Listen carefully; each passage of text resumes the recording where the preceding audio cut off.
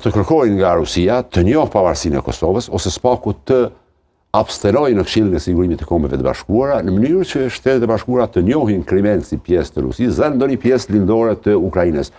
Kjo është shumë e mundur, sepse ka bisedime intenzive, do thot bilaterale ndërmjet Moskës dhe Washingtonit për çështjen e Ukrainës dhe nuk e përjashtoj mundësinë që edhe Kosova të përfshihet në ato bisedime dhe nëse kjo do të ndodhë, unë jam shumë optimist. Pse jam optimist?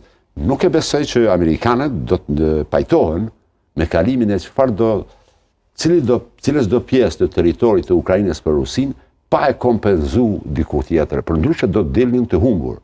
Por presidenti Trump është i njohur si president transaksional, ofron, por edhe kërkon.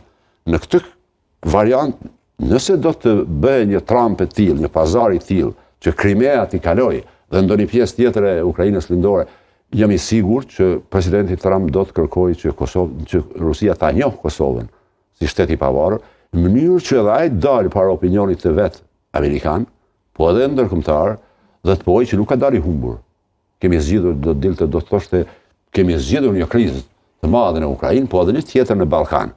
Përndryshe e shoh krejtësisht pamundur që amerikanët pajtohen me koncesione territoriale për Rusinë në Ukrainë, pa marrë diçka si kompenzim, si do të thotë këmbim për ato koncesionet që eventualisht mund t'i bëjnë në Ukrainë. Ju përmendët Ukrainën, është edhe në fakt edhe çështja e luftës në lindjen e mesme. Pra ka kaq shumë zhvillime në përbot, Kosova duket shumë vonë, zotri Koci, apo jo? Një vit pa institucione. Po keni të drejtë plotësisht. Unë